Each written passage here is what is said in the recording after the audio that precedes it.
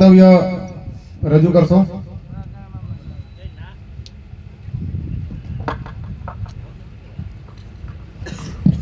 जोहार।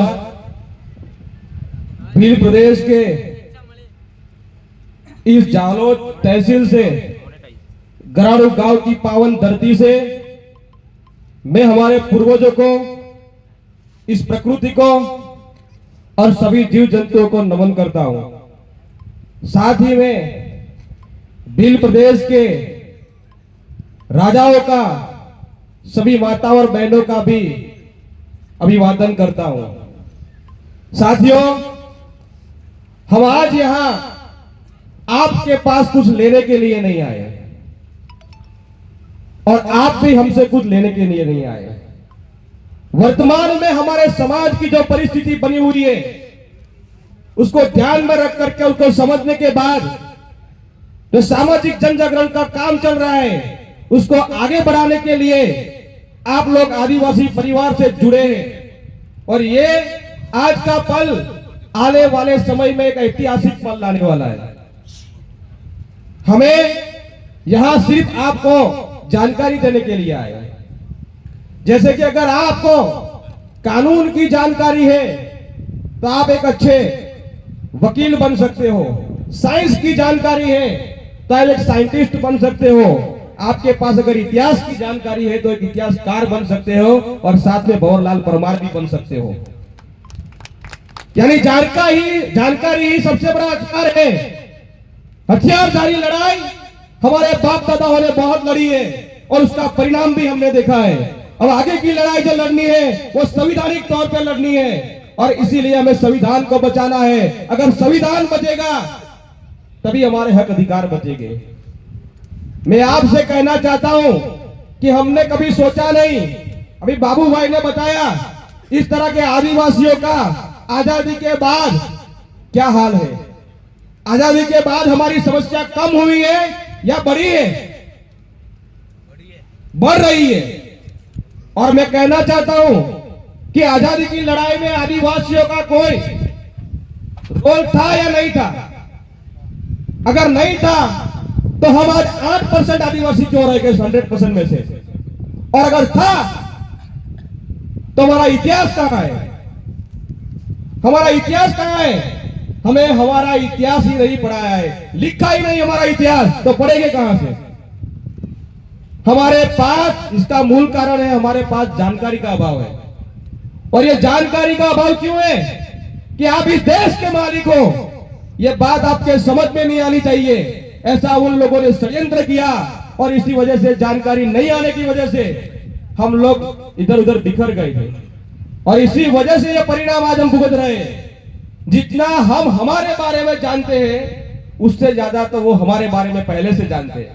हमने तो आज शुरू किया हमको खुद का इतिहास ढूंढने का लिए। जब पहली बार आदिवासी परिवार के साथ 2015 से जुड़े, हम बोलते थे जय जोहार, तो लोग हमसे दूर भागते थे। आज की स्थिति देखिए कि जोहार शब्द के नीचे पूरे भारत के आदिवासी एक हो रहे हैं, एक हो रहे हैं, ये हमने देखा है। और जो आदमी जोहार बोल सकता है वही सामाजिक जन जागरण का काम कर सकता है और कोई नहीं कर सकता है।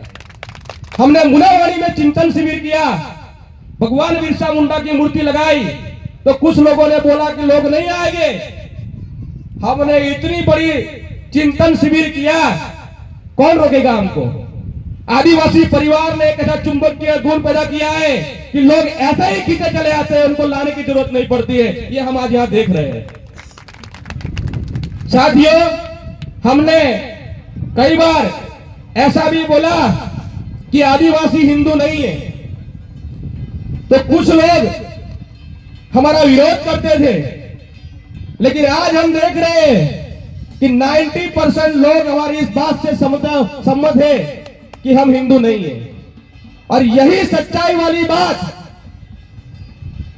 अगर कोई बोल सकता है, चाहे वो कड़वी हो या मीठी हो, यही बात अगर कोई बोल सकता है तो वो आदिवासी परिवार के प्लेटफॉर्म पर खोली जा सकती है और कहीं आपको ये बात सुनने के लिए नहीं मिलेगी। और यही सच्चाई वाली बात को सुनने के बाद यही सच्चाई वाली बात सुनने के बाद आज लोग हमसे जुड़ रहे हैं और आदिवासी परिवार का कारवां ऐसे आगे बढ़ा रहे हैं। ये ताकत किसने पैदा की? ये ताकत आदिवासी परिवार ने इन 10 सालों में पैदा किया है। मैं आपको ये बात बता सकता हूं उदाहरण के तौर पर कि आदिवासी हिंदू नहीं ऐसा हम कहते हैं, तो उसके उदाहरण 2 મિનિટ हम સવારથી 10 વાગ્યાથી લઈને આપણે જેમની રાહ જોઈ રહ્યા હતા, જે આપણા ગુરુ ભવરલાલ દાદા આપણી વચ્ચે પધાર્યા છે, ત્યારે બધા ઊભા થઈને આપણે એમને તાળીઓથી વધાવી લેવાના છે।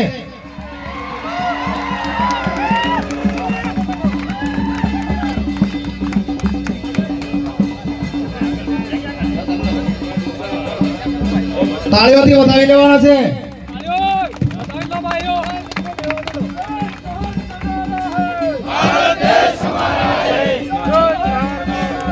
भारत देश हमारा है, आदिवासी से गराडू की धरती पर आधुनिक बिरसा और भंवर दादा का जोहार अभिवादन करते हैं। साथियों, हम अपनी जगह ले लेंगे।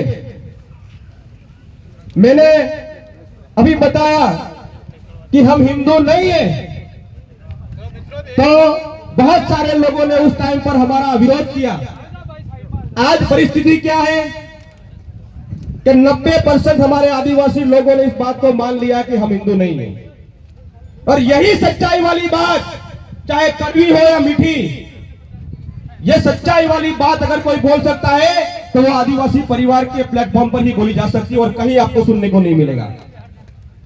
साथियों, मैं आपको उदाहरण के तौर पर कह सकता हूं, हम हिंदू नहीं ऐसा हम बोलते हैं, तो एक मुसलमान भाई को ले लो, एक ब्राह्मण को ले लो, इन दोनों के बीच में आप ये फर्क मानिए, समझ सकते हो कि उनकी लग्न विधि और मरण विधि एक नहीं है, उनकी बोली भाषा एक नहीं है, तो वो लोग अलग हैं। तो वैसे ही हम आदिवासी और हिंदुओं में हमारी लग्न विधि मरण विधि भी अलग है, हमारी बोली भाषा भी अलग है, फिर भी वो लोग कहते हम एक हैं।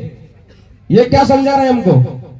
साथियों, हमें बहुत सारी जानकारी ऐसी है कि जो हमारे पास आने ही नहीं दी गई है। आदिवासी सामुदायिक भावना से जीने वाले लोग हैं, इसलिए हमारे में ऊंच नीच का फर्क बहुत कम होता है। इसीलिए हम जाति और वर्ण आधारित समुदायों से अलग हैं। जाति व्यवस्था से बाहर होने की वजह से ही हिंदू विवाह अधिनियम पर लागू नहीं होता है, और जाति व्यवस्था हम पर लागू नहीं होने की वजह से हम लोग हिंदू नहीं है। वर्ण आधारित समुदाय यानी कि वर्ण व्यवस्था, ब्राह्मण, क्षत्रिय, वैश्य और शूद्र, इनमें भी हम लोग नहीं आते। और जो लोग, इसीलिए हमारा आदिवासियों का धर्म भी अलग है। वर्ण व्यवस्था में हम लोग नहीं आते, जाति व्यवस्था में भी हम लोग नहीं आते। अगर वर्ण व्यवस्था में हम शामिल होते हैं तो हमको हिंदू होना पड़ेगा, जाति व्यवस्था में हमको शामिल होते हैं तो हमें हिंदू बनना पड़ेगा, और हिंदू बनाने के लिए ही हमको वनवासी कहा जा रहा है। ये बात हमको समझनी पड़ेगी साथियों। आने वाले समय में बहुत सारी समस्याओं हमारे सामने पैदा हुई है। अभी बाबू दादा ने बोला, मेहुल भाई टावियाट ने बोला, पानी की समस्या पर मैं आज इस गराडू की धरती से बात करना चाहता हूं। आने वाले 6 महीने में सरकार को आगाह कीजिए कि नर्मदा का पानी हमें दाहोद में चाहिए, और अगर ये नर्मदा का पानी दाहोद को नहीं मिला तो हम आने के लिए, आंदोलन करने के लिए खड़े होंगे।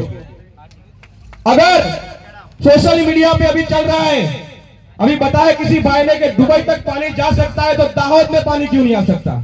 छोटा उदयपुर से लगा करके देवगढ़, बारिया, लीमखेड़ा, लीमड़ी और जालोद से लगा करके अगर पाइपलाइन बिछाकर पानी लाया जाए तो हमारे इलाके में पानी मिल सकता है। इसीलिए पानी की लड़ाई और ये मुद्दा हमको आज ही से उजागर करना चाहिए। नर्मदा का पानी अगर हमको मिलता तो ये जमीनें हमारी आज बंजर नहीं होती। इसीलिए हमको नर्मदा का पानी हमारे इलाके में लाने के लिए लड़ाई लड़नी पड़ेगी साथियों। और एक बात मैं बताना चाहता हूं अंत में, जो यहां से आदिवासी परिवार का मंच है, लेकिन हमके साथ सवाल आता है कि भाई आदिवासी परिवार से जुड़े हुए लोग थे और आज राजनीति में घुस गए। ऐसा भी कई बार हमको सुनने को मिला है। साथियों, हमारे साथ पिछले 10 साल में जो समस्याएं खड़ी हुई, आप देख लो। आरबीसी की लड़ाई, चारण रबारी और भरवाड़ वाली लड़ाई लड़ी, हमने गांधीनगर में आंदोलन किया, गोधरा में रैली किया, दाहोद में रैली किया। 2 से 2.5 लाख पब्लिक ने सरकार पर दबाव बनाने की कोशिश की। परिणाम क्या मिला? कोई परिणाम नहीं मिला हमको। उसके बाद भी प्रदेश की मांग को लेकर के राजस्थान, गुजरात, महाराष्ट्र और मध्य प्रदेश के 230 तहसील में हमने आवेदन दिए। परिणाम क्या मिला? उसके बाद हमने ट्विटर का भी इस्तेमाल किया, सोशल मीडिया का इस्तेमाल किया। हमारी किसी भी समस्या का समाधान नहीं निकल रहा था। इस पर विचार किया गया, ऐसा क्यों हो रहा है? क्योंकि वो लोग सत्ता में मजबूताई से बैठे हैं, तो हमारी बात वो सुन नहीं रहे हैं। अगर हमारी बात वो नहीं सुन रहे, क्यों नहीं सुन रहे हैं? कि सत्ता उनके पास है, तो सत्ता के मंदिरों के ऊपर पहला कब्जा करना पड़ेगा। इसीलिए भारत आदिवासी पार्टी का भी जन्म हुआ, ये नहीं बोलना चाहिए परिवार के मन से, लेकिन बहुत सारे लोग बोलते थे, इसके लिए इसका खुलासा भी करना जरूरी था। क्यों हमको राजनीति में जाना पड़ा? ये भी बात कुछ साथियों जो आदिवासी परिवार के लिए 15 से 10 साल से काम कर रहे थे, उनको आना पड़ा। उसका कारण यही है, मजबूरी थी हमारी कि हमारी आवाज नहीं सुन रहे थे। तो सत्ता के मंदिरों पर, गलियाघरों पर कब्जा नहीं किए गए, तब तक हमारी आवाज कोई सुनने वाला नहीं है। साथियों, बहुत सारी बातें यहाँ पर बहुत सारे वक्ताओं ने बोली है। मैं समय मर्यादा में मुझे बोलना करने के लिए बोला गया है, इसके लिए मैं मेरी बात को यही पूर्ण करता हूँ। जय जोहार, जय आदिवासी, जय भील प्रदेश। धन्यवाद। आज जितने भी साथी उधर उधर घूम रहे हैं और ये खड़े हैं, वो